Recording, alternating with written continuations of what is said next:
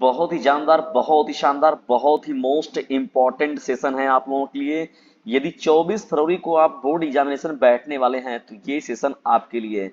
बहुत ही most important प्रिय विद्यार्थियों, 24 फरवरी को बोर्ड एग्जामिनेशन में जाने से पहले इस वीडियो को पूरा जरूर देख लीजिएगा। बहुत ही ज्यादा आप लोग के लिए हेल्पफुल होने वाला है, बहुत ही ज्यादा जानदार और बहुत ही ज्यादा शानदार होने वाला है। वीडियो को बिना स्किप किए पूरा जरूर देखिएगा, बहुत ही मोस्ट इंपॉर्टेंट है, बहुत ही ज्यादा मोस्ट इंपॉर्टेंट है। 4 नंबर कर लीजिए पक्का आप अपना। चलिए प्रिय विद्यार्थियों बढ़ते हैं यहाँ पर इस सेशन को लेकर। देखिए यहाँ पर जब बढ़ते हैं, यूपी बोर्ड मोस्ट इंपॉर्टेंट है और यहाँ पर क्लास 12 के बच्चों के लिए मोस्ट इंपॉर्टेंट है। हालांकि 10th के बच्चों के लिए भी बहुत ही इंपॉर्टेंट है, यहाँ से प्रश्न उन लोगों को भी देखने को मिलेगा। Hindi important question 2025।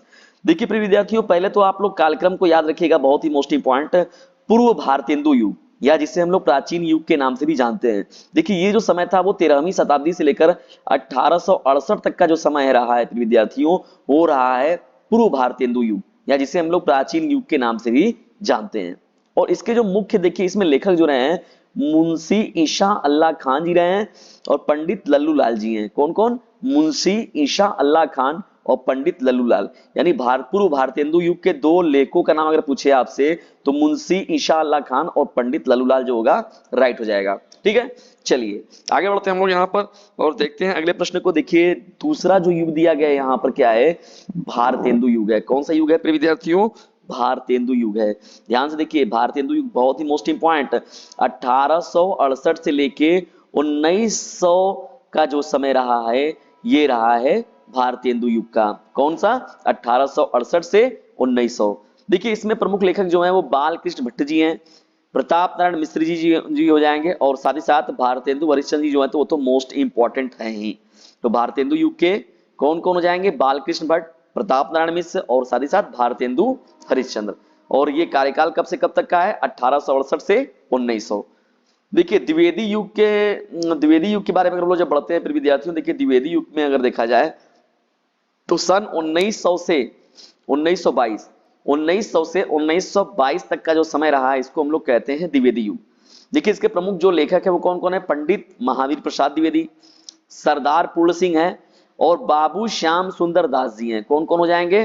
पंडित महावीर प्रसाद द्विवेदी, सरदार पूर्ण सिंह और साथ ही साथ बाबू श्याम सुंदर दास जी द्विवेदी युग के प्रमुख लेखक हो जाएंगे। और कार्यकाल तो याद रखिएगा 1900 से 1922 तक रहा है।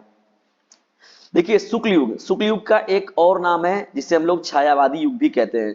शुक्ल युग या छायावादी युग दोनों का मतलब सेम है। शुक्ल युग कहें चाहे छायावादी युग कहें, दोनों का मतलब सेम हो जाएगा। सन 1922 से लेके 1938 तक का जो समय रहा है विद्यार्थियों, ये रहा है शुक्ल युग का जिसे हम लोग छायावादी युग भी कहते हैं।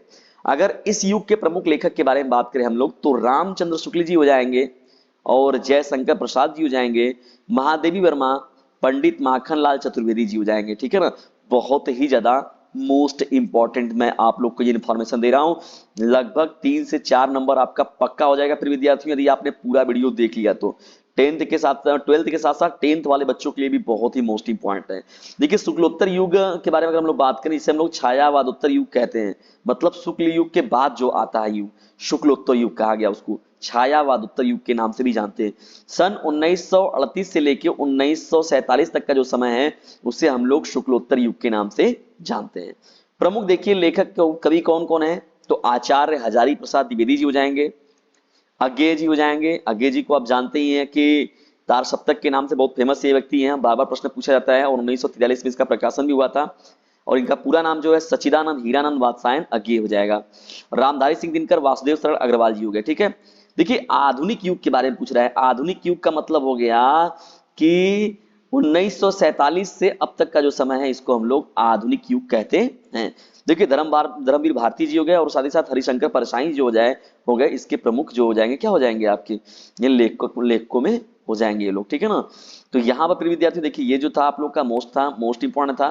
ठीक है ना, तो ये कार्यक्रम जो है जिसका किसका है, कब है, कौन सा सन है, ये तो फिक्स है। आपको 2 नंबर देकर ही जाने वाला है। 2 नंबर के लिए आप लोग को आना पड़ेगा इधर प्रिय विद्यार्थियों। चलिए आइए इस पर भी हम लोग डिस्कस कर लेते हैं। हिंदी के इंपॉर्टेंट प्रश्नों की श्रृंखला का डिस्कशन हो रहा है जबरदस्त तरीके से, इसे क्लासमेट पर शेयर करते चलिए। डीजे सर का कहना है पढ़ने के साथ ही साथ इसे अपने क्लासमेट पर शेयर करते रहना है। बोर्ड एग्जामिनेशन की कर लीजिए अच्छे से तैयारी, क्योंकि इस बार है एग्जाम में बैठने की आपकी बारी। तो सार्थकता तभी सिद्ध होगा प्रिय विद्यार्थियों जब जबरदस्त तरीके से आप लोग स्टडी करके जाएंगे। देखिए हिंदी गद्य की विधा जो हो गई और साथ ही साथ लेखक हो गए, ठीक है ना। अगर नाटककार के रूप में अगर देखा जाए प्रिय विद्यार्थियों, देखिए हिंदी गद्य की विधा में नाटक अगर देखा जाए तो नाटक के रूप में देखिए जयशंकर, नाटककार के रूप में पूछा जाए तो जयशंकर प्रसाद जी हो गए, मोहन राकेश जी हो गए, भारतेंदु हरिश्चंद्र जी हो गए, ठीक है। ये बहुत ही महत्वपूर्ण जो हो गए आपके हिंदी गद्य के नाटककार हो गए, ठीक है। तो नाटक और नाटकों के लेखक लेखक हो गए ये, ठीक है। ये देखिए उपन्यास के बारे में अगर देखा जाए तो उपन्यासकार के रूप में जो है मुंशी प्रेमचंद्र जी का नाम बड़े सम्मान के साथ लिया जाता है। जैनेन्द्र कुमार जी हो गए, अज्ञे जी हो गए और साथ ही साथ धर्मवीर भारती जी हो गए। निबंध के रूप में अगर कहा जाए, निबंध हिंदी गद्य की जो विधा है उसके जो प्रमुख लेखक कौन कौन है, निबंध के लेखक निबंधकार कौन कौन है, तो बाबू श्याम सुंदर दास जी हो गए, माँ देवी वर्मा जी हो गई, पदुमलाल पुन्नालाल बख्शी जी हो गए और साथ ही साथ रामधारी सिंह दिनकर जी भी हो जाएंगे, ठीक है। तो ये महत्वपूर्ण रूप से जो है निबंधकार हो जाएंगे। जीवनी यानी हिंदी गद्य की जीवनी विधा के लिए अगर देखा जाए तो सुमित्रानंदन पंत जी हो गए, काका कालेकर जी हो गए और साथ ही साथ राम वृक्ष बेनीपुरी जी हो गए। तो ये महत्वपूर्ण व्यक्ति हैं जो कि लेखक हैं जीवनी के। आत्मकथा के रूप में देखिए जो नाम लिया जाए अपने विद्यार्थियों, तो ये देखिए वियोगी हरि, यशपाल और साथ ही साथ बाबू गुलाब राय, तो ये महत्वपूर्ण व्यक्ति हो जाएंगे। यात्रा वृत्तांत के रूप में अगर देखा जाए तो देखिए इसमें राहुल शाकृत्यायन जी का नाम जो है, शाकृत्यायन जी का जो नाम है बड़े ही सम्मान के साथ लिया जाता है। यात्रा वृत्तांत में राहुल शाकृत्यायन जी का नाम सर्वोपरि लिया जाता है और साथ ही साथ देवेंद्र सत्यार्थी भी आपका यहाँ पर राइट हो जाएगा। चलिए आगे बढ़ते हैं हम लोग यहाँ पर और देख लेते हैं कुछ अन्य लोगों को। देखिए यहाँ पर अगर यात्रा वृत्तांत के बारे में जब आगे बढ़ते हैं हम लोग, तो संस्मरण के बारे में अगर यदि आपसे पूछा जाए तो प्रिय विद्यार्थियों श्री राम शर्मा और साथ ही साथ कन्हैया लाल मिश्र जी जो है मुख्य रूप से संस्मरण के प्रमुख ये लेखक हो जाएंगे। रेखा चित्र के बारे में अगर बात किया जाए तो देखिए विष्णु प्रभाकर जी हो गए और डॉक्टर नगेंद्र जी हो जाएंगे, ठीक है ना, ये भी इंपॉर्टेंट है। रिपोर्टार्ज यानी हिंदी गद्य की जो रिपोर्टार्ज विधा है इसके प्रमुख रूप से देखिए धर्मवीर भारती जी और बाल कृष्ण नारायण जी जो है इनका नाम जो है बड़े ही सम्मान से लिया जाता है।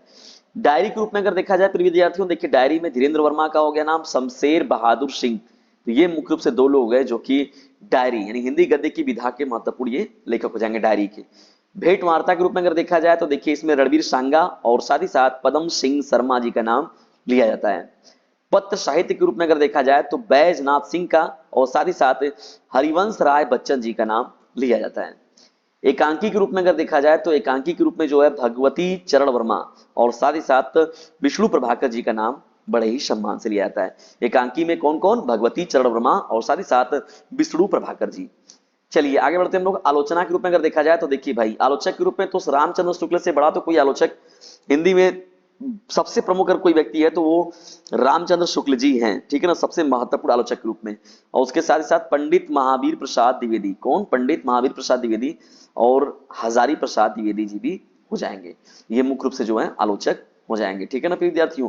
बहुत ही ज्यादा इंपॉर्टेंट ये प्रश्न थे, आपका समझ लीजिए कि 4 नंबर पक्का हो गया प्रिय विद्यार्थियों। बहुविकल्पी या तो अति लघु में, लघु में, कहीं ना कहीं ये प्रश्न आप लोग को घूम फिर के जरूर मिलेंगे। इसके अलावा गद्य और काव्य का भी मैंने आप लोगों को एक लेक्चर प्रोवाइड कराया प्रिय विद्यार्थियों, उसको जरूर देखिएगा और जबरदस्त तरीके से उसे अपने क्लासमेट पर शेयर भी कीजिएगा।